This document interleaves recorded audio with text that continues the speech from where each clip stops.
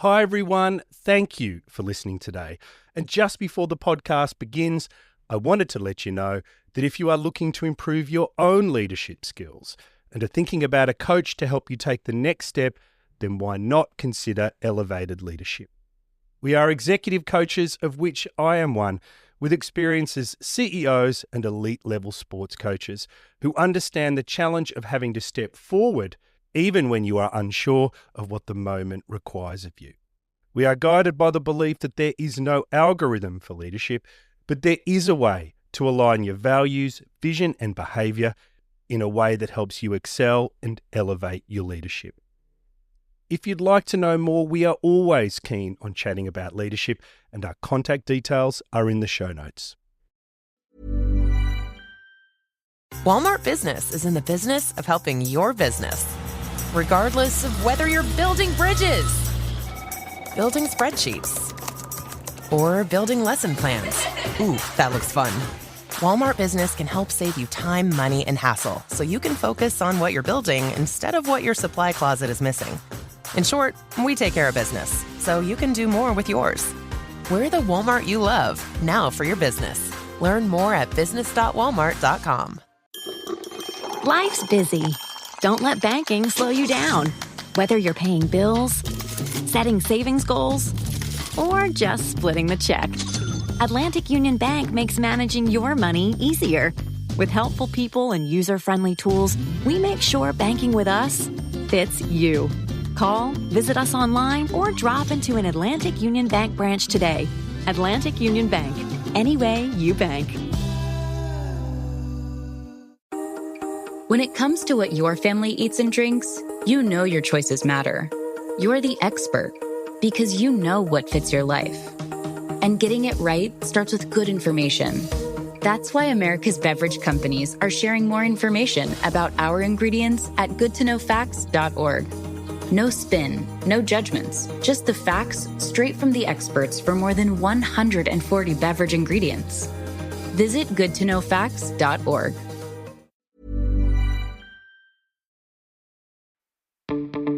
Welcome to the Great Coaches Podcast. To me, being perfect is not about that scoreboard out there.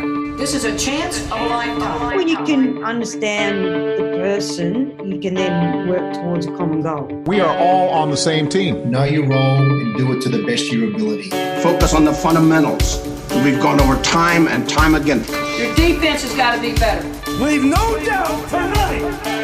Great moments are born from great opportunity. Hello and welcome to the Great Coaches Podcast.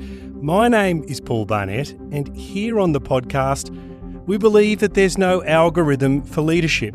And so we interview great sports coaches from around the world to try and find one or two ideas to help us all be better leaders. Why sports coaches? Because in our experience, they possess the leadership skills that make a long-term impact on people's lives. Our great coach on this episode is John Aloisi. John is a former professional soccer player and now head coach. He enjoyed a 20-year career across top leagues in Europe and Australia, becoming the first Australian to score in the La Liga, the Premier League and Serie A. Internationally, John earned 55 caps for the Socceroos, scoring 27 goals, and represented Australia at the 2006 World Cup, 3 Confederations Cups and the 2004 Olympics. After retiring in 2011, John transitioned into coaching. He managed Melbourne Heart, Brisbane Roar, and in 2021 led Western United, guiding them to their first A-League Men's Championship in 2022. In 2024, he was announced as the head coach of the Chinese team Chengdu Rongchen FC. And now, please enjoy our interview with John Aloisi. Leadership insights from the best. Welcome to the Great Coaches Podcast. John Aloisi, hello and welcome to the Great Coaches Podcast. Thanks for having me on. I'm looking forward to the questions and looking forward to our chat. Oh, John, I'm thrilled to get you on. I think most people in Australia my age, a little younger, will know you and the famous penalty you took for Australia. But I guess today we're going to talk about leadership and all those type of things. So maybe, John, if you could kick us off by just telling us where you are in the world and what you've been doing today. I'm in Melbourne at the moment, in between jobs. My club's actually not in our A-League competition, which is our premier competition in football. I was just on a coach collaboration, actually, with I do through Elite Connect, and we get together once a month with different coaches. I've got in my group, there's 5 of us. Craig McRae, who's the head coach of Collingwood Football Club here in Melbourne, massive club, probably one of the biggest clubs in Australia in terms of any code. Anthony Seibold, Manly Sea Eagles, Andrew McDonald, the Australian cricket coach, and Mike Dunlap, who's now a university coach, but he's been coaching for a lot of years, Milwaukee Bucks assistant coach when they won the championship. So it's a pretty diverse group in terms of different sports, but we all come up with some difficult situations that we have to deal with on a day-to-day basis in coaching, different hacks that we might help each other with. And I was on that group chat today and just chatting about the test match that just went past. And funny, I was over there for the first day and I caught up with Andrew McDonald that night, and he loved it because he was able to vent to someone outside of his coaching staff. So I don't know if I helped, but they won on the second day. So it was good. Mike Dunlap, we've had Mike on the podcast 4 or 5 times. I sort of message him all the time, and he's a tremendous resource. Must be wonderful having him in your corner.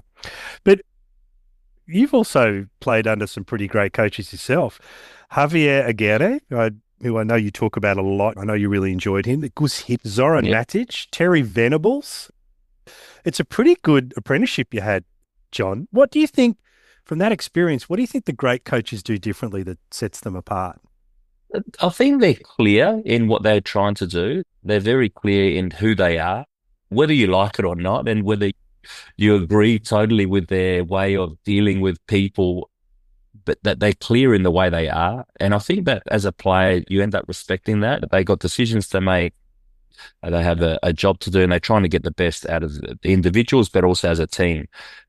So they're all different. I thought Terry Venables was a great man manager. He was a great people's person.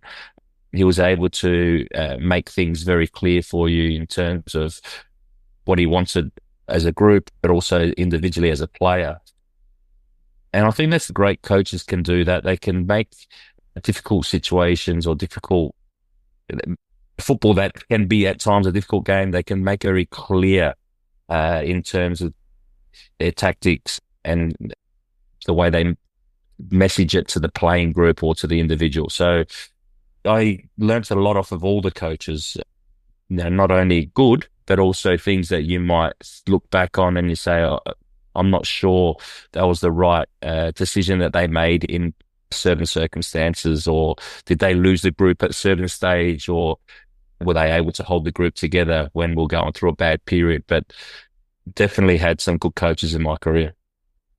John, I was interested to read about your transition from playing to coaching and the focus you put on the psychology of coaching.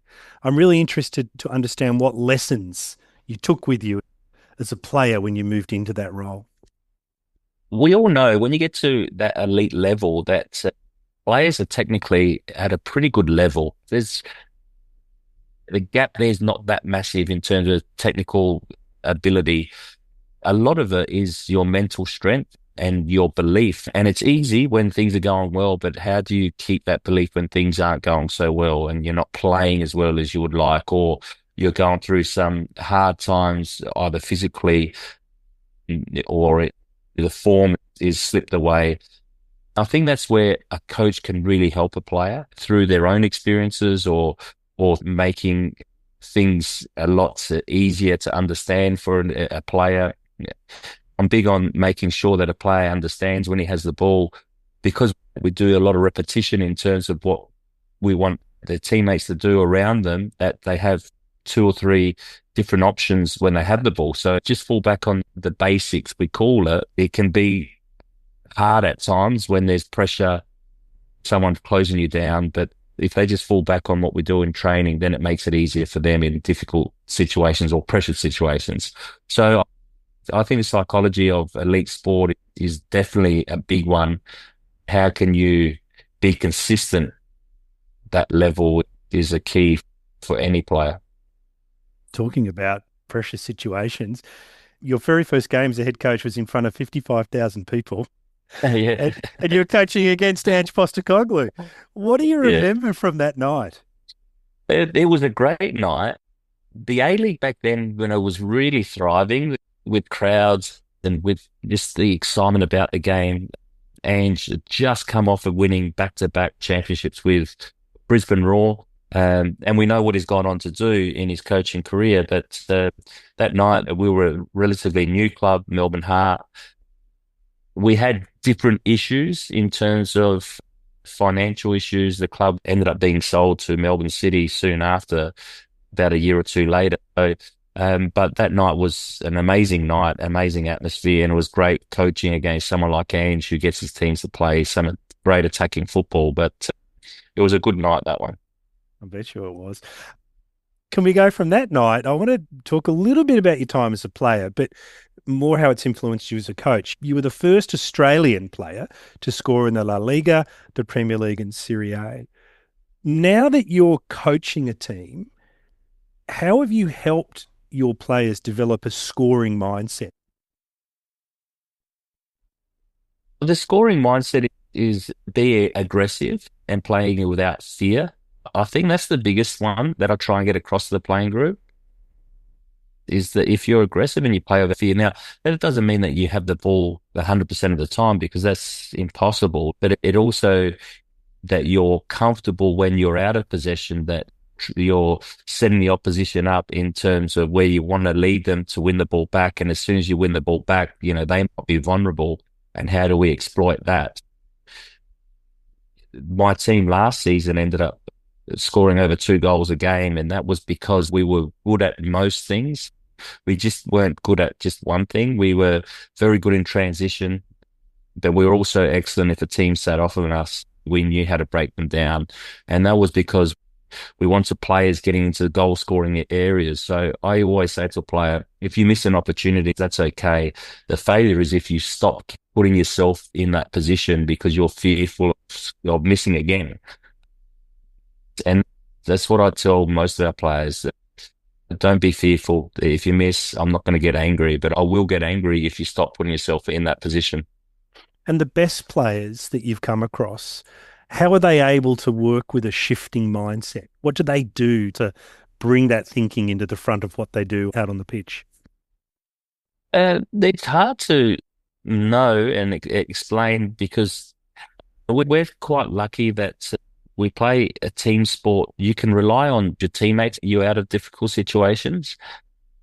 I talk a lot about cohesion as a group, as a team. And sometimes when your player, your best player, going through a bad period, it's who you've got around him that can help him through that.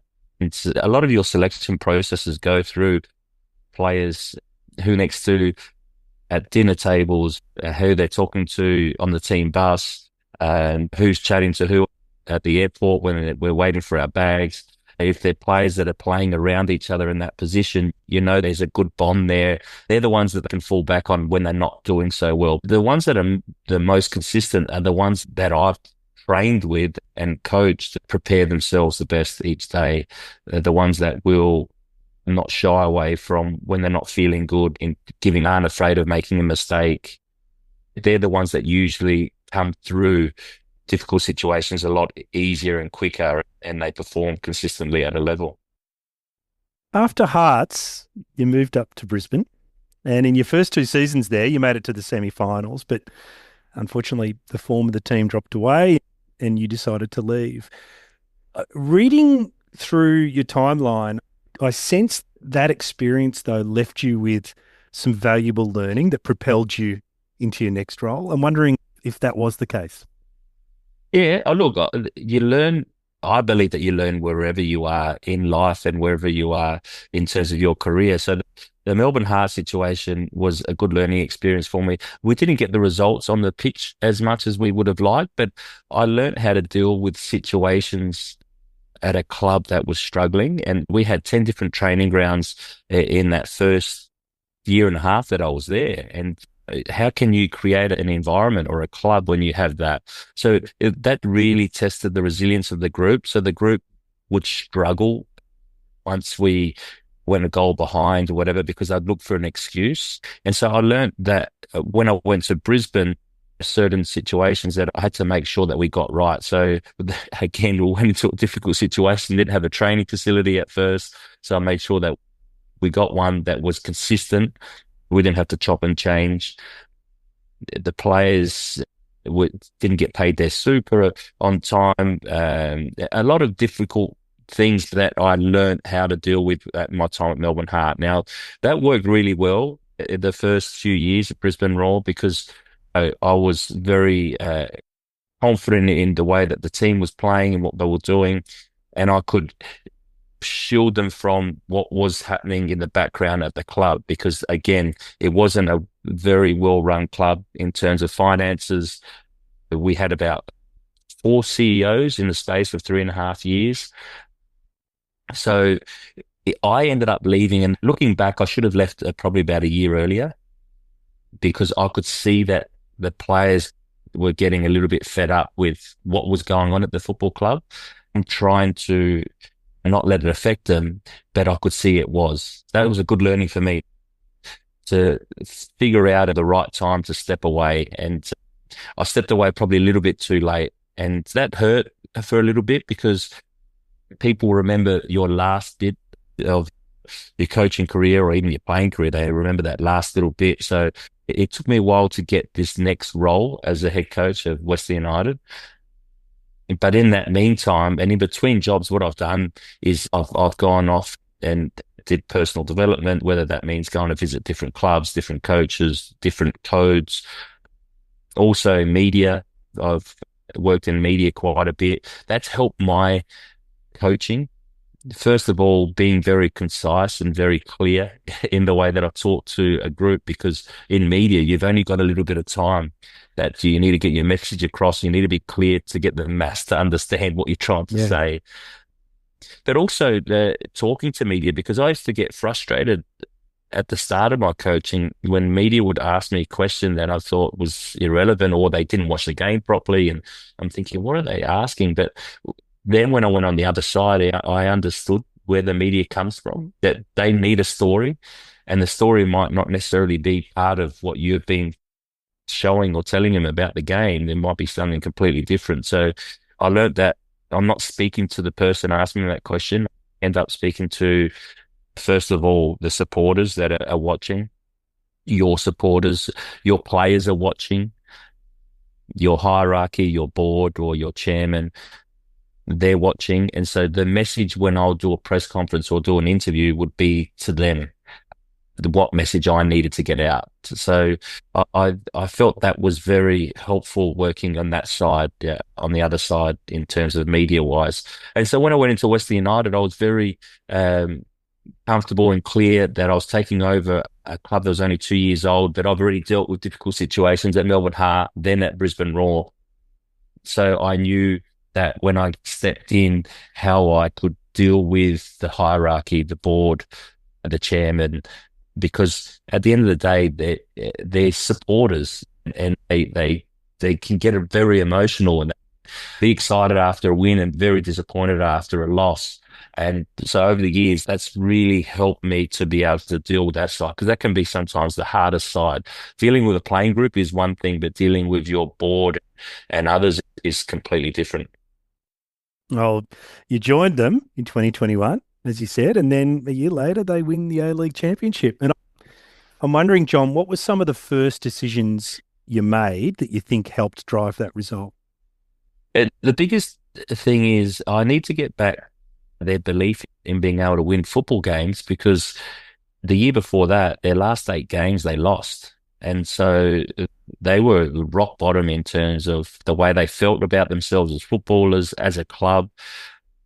But I didn't talk about tactics when I walked into the room. I talked about our values and the values that we have as a club and myself as a coach. I thought that was really important. And, you know, one thing you speak about it, but those first few weeks, months, the players will test if you're just saying it or you really are one to show that's important to you. So I set the standards very early, virtually day one, and made sure that you have to drive your standards every day, no matter how long you're coaching for. But those first couple of months are really important. And then when we were having friendly games, getting little wins in those friendly games. And so we ended up playing 3 friendlies because it was during COVID. We played 3 friendlies against Melbourne City, who were previous champions of the competition. And so I just made sure that we had a really good base in terms of that they were going to find it really difficult to play against us. And then we performed pretty well in those friendly games, and that started to give the players that belief. And then some of the experienced players that I signed were really important, that they had that winning mentality. They had won in the past. And so that helped the group believe that they could win if it was their first time winning a major trophy. I think that pre-season, it was so important to get that instilled into the playing group. Walmart Business is in the business of helping your business, regardless of whether you're building bridges, building spreadsheets, or building lesson plans. Ooh, that looks fun. Walmart Business can help save you time, money, and hassle so you can focus on what you're building instead of what your supply closet is missing. In short, we take care of business so you can do more with yours. We're the Walmart you love, now for your business. Learn more at business.walmart.com. Work moves fast. Every email, report, and proposal counts. That's where Grammarly comes in. It's your one place to think, write, and finish. Grammarly's AI agents help you find natural phrasing, fine-tuned tone, and confidently write wherever you work. It's the premier writing tool that 93% of users trust to get more work done. In a world of generic AI, don't sound like everyone else. With Grammarly, you never will. Download Grammarly for free at Grammarly.com. John, I have this quote here I'd like to play back to you actually and then just ask the question. You say, sometimes being a coach is very lonely because you haven't got your teammates with you. So you have to be out there by yourself. You have certain people around you, but it's a completely different way of being. And so that was strange. I just wondered, you talked a little bit earlier about the leader group you're in with these other wonderful coaches, but I'm wondering how you've learned to deal with the loneliness that comes with coaching and leadership as your career has progressed. They're so important. Your coaching staff and your medical staff are really important. But what I mean by that is when you're the head coach and when you're a leader of an organization, when things aren't going well, they turn to you for guidance. And sometimes you might not be actually quite sure what might not be going there. So that you have to try and find a solution and to find the way. There's a great saying that winners have many fathers, losers often. And that's so true when you're a head coach. It does feel like that very much. But I've been quite lucky. I've had my brother who's also into coaching, who worked with me at Brisbane. Now he works in China, that I can call up and have a chat with. My father, who was also a coach at local level down in Adelaide. Also, he runs a kitchen business and he's been running that for over 50 years. So he understands leadership. And then also my wife, who sometimes it is just me venting, but it's also sometimes from a lady's point of view, they might see something a little bit that I haven't seen in terms of the way that I'm talking to an individual or talking to a younger player, which I've coached a lot of them because we have kids. Your players are like your kids. And everyone says, oh, but you have to treat them all the same. You don't treat all your kids the same. You love them all the same, but you never treat them all the same because they're all different. And that's the same with coaching. So I've been quite fortunate to have a good people around me that they really help me, and they might not know exactly what I'm going through, but they can give you advice in certain situations that you might not get if you don't talk to anyone. You talk about your wife there. If I did my research correctly, you were childhood sweethearts, I think. You met when you were very young. Yeah, we got married very young. She's been with me through thick and thin. She's definitely seen the good parts of being a professional footballer, good parts of being a professional coach, but she's also the hard parts. It levels you out a lot, and you don't get too carried away or too down when you have a partner that's been with you from the word go. She lived the life just like me. It's terrific, John. Could I talk a little bit about the clubs that you've been involved with? Italy, Spain, England, Belgium, Australia. And I know that the Spain experience was one that really connected with you and brought the best out of you. But I'm wondering what you've learned about what the best clubs do when it comes to building connection, or as you called it earlier, cohesion. Yeah. Cohesion's one thing in terms of a team. A connection from players to the rest of the club is another thing. And then the connection that you have with not only your fans, but the area that you live in and the community. And I think all of that is how you create a great environment that can be successful and sustain success. I loved Spain for that reason. I felt that at Osasuna, where I was playing, they had to connect with ex-players that were still involved in the club.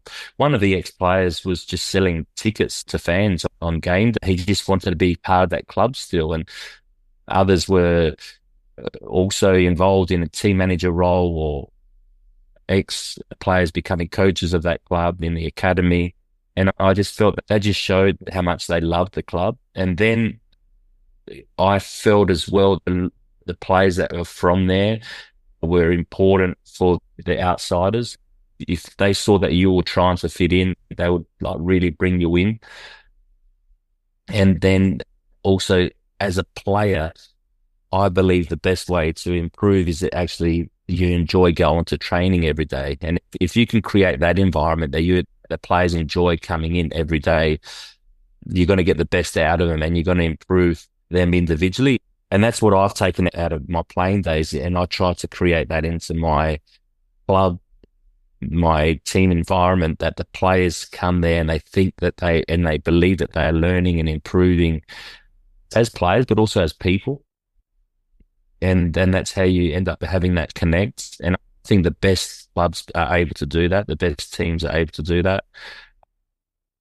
And so that's something that I believe in strongly, that wherever I am and the club that I'm at, that I try and bring to the table. I've read also, John, where you use positive affirmations and journaling to help you visualize things. And I know that you talked about this, especially when you had your heart operation. Are these skills now part of your toolkit as a coach? Yeah, it was definitely part of it as a player early on in my career.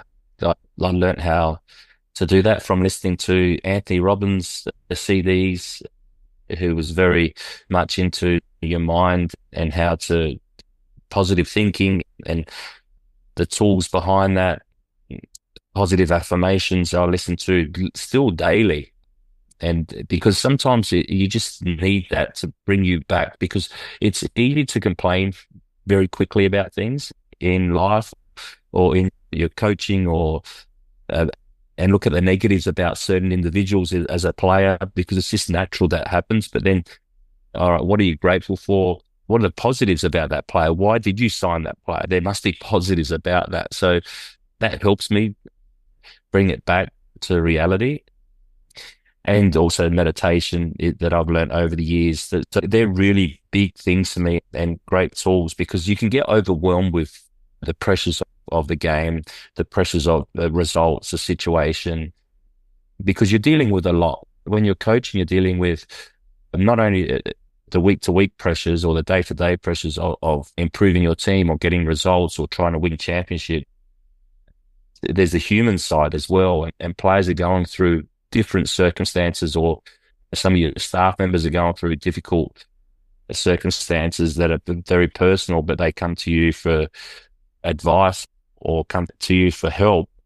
And so those tools that I've learnt over the years have really helped me in coaching and also my personal life, because I mentioned how I had that heart surgery 2019, and I didn't think about the negatives of that. I just wanted to try and picture myself healthy again. The operation went well.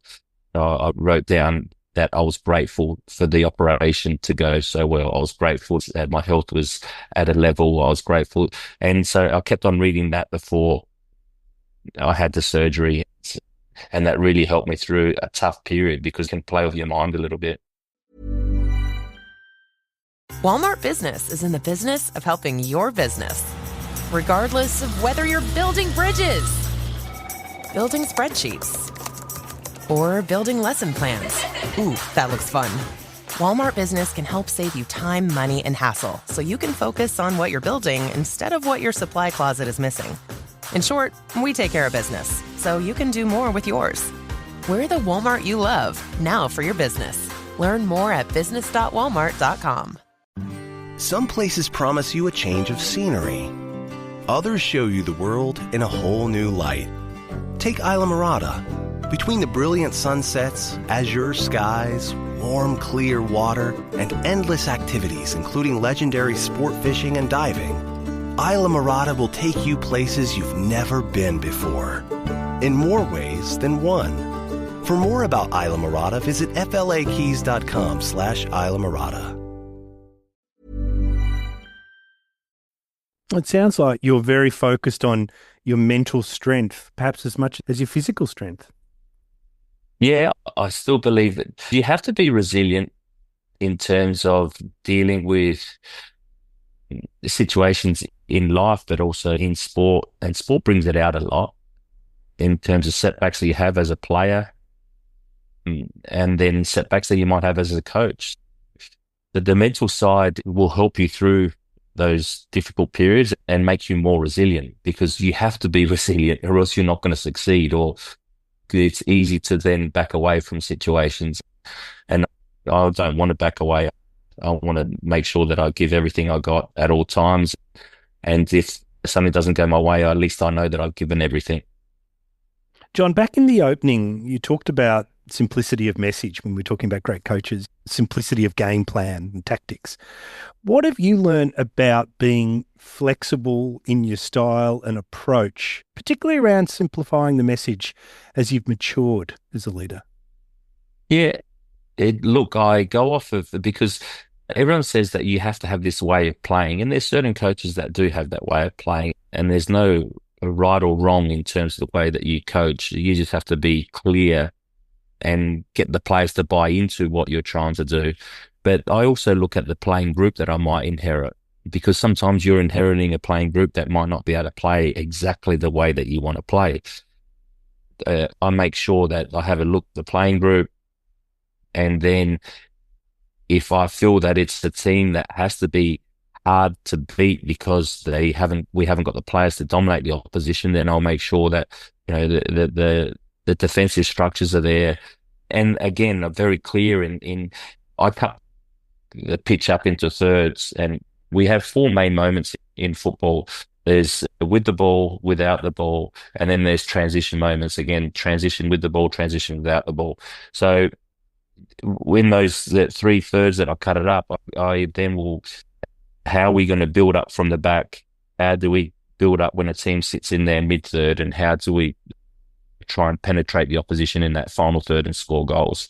And it'll be no different when I'm talking about pressing situations in the front third, in the mid-third. How do we make ourselves compact, really hard to get through our lines? And then in the back third, how do we really defend our goal? So the players understand this, and all of our training sessions that we put together will end up having those principles of play in there. And so it might change the training sessions, but the message is still the same. So if we're focusing on a defensive training session, the principles about defending, not only as individuals, but also as a group, are always in there. And They might be possession games into 11v11 games, as the same with the ball. So the players end up hearing the same language a lot. They end up using that language a lot, not only in training, but in games. And so then they're very clear of what their role is and what their teammates' role is around them. So that makes it easier for them to coach each other. So that's what I'm talking about, being clear. We all have these fantastic ideas and tactics, and I could rattle off so much, especially to a player, but I don't want to confuse that player. I want to make sure that he's going into the game confident, not thinking about, I need to make this run or that run if this player gets the ball. So that's where we try and simplify it as much as possible. It comes across very tactical when you watch the game, but we brought it back so it makes it easier for them. Terrific. John, I know that you're in between roles at the minute. You'll be looking for something exciting. I guess you hope that's in Australia.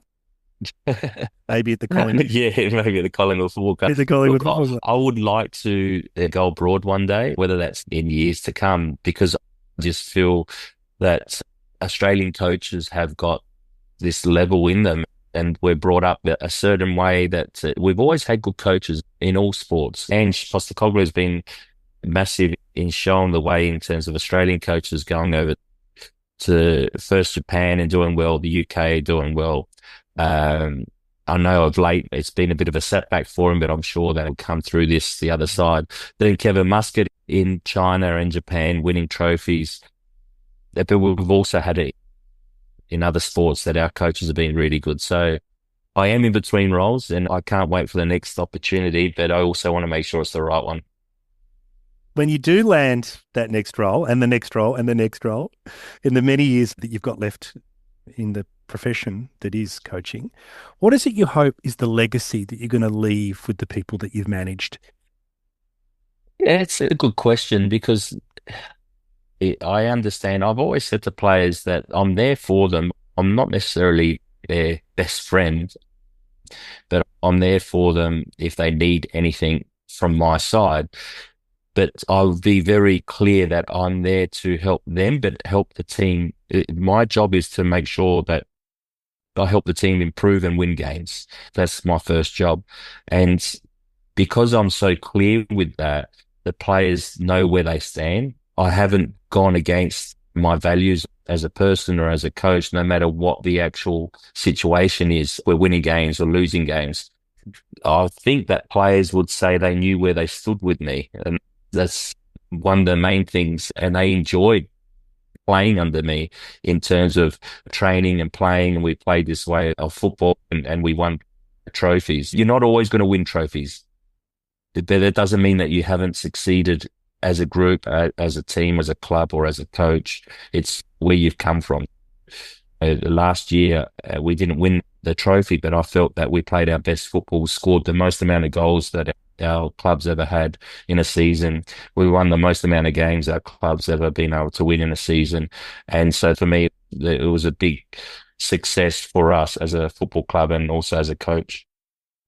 John, it's been terrific getting to know you and learning a little bit about your history. I can't wait to see what you do next. And it was great that we got through the interview without talking about the famous penalty.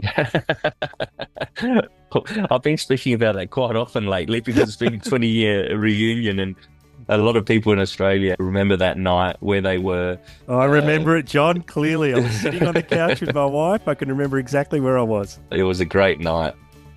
Then they did a doco recently on it, and people still get amazed by what they felt that night. So that's special to be part of something that was so big to a lot of people, and to live in people's memories. That's not bad to be part of that in sport. Not bad at all.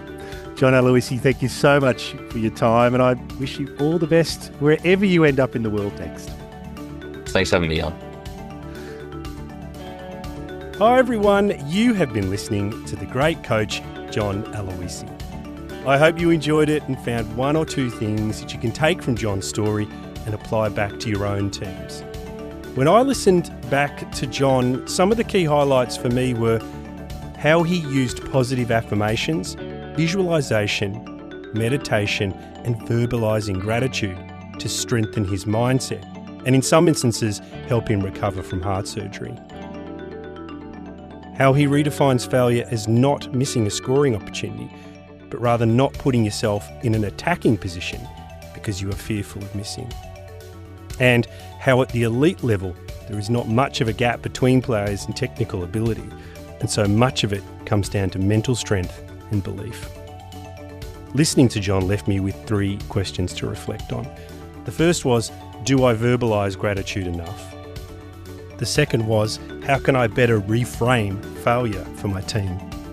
And the third was, what mental strength training can I instigate for the broader organisation? I hope you enjoyed John as much as we did. And if those questions are helpful for you, I'll put them in the show notes. John was the 221st great coach we've interviewed. And so if you enjoy the intersection of sport and leadership, we have a deep back catalogue of interviews with coaches from 40 different sports for you to enjoy. And just before we go, if you have any feedback, then please let us know. Just like Chris Marriott, who after listening to our interview with Marcus Weiss said, top coach and a nice guy. Thanks, Chris. We love the interaction with the people around the world who listen, and so if you have any feedback or comments, please let us know. If you've listened this far in the podcast, then you are truly a fan of great coaches. And so if we could ask anything of you, it would be to share this interview with one person in your life who has an interest in leadership and sport. But if you would like to get in contact with us or leave any feedback, all the information is in the show notes or on our website, thegreatcoachespodcast.com.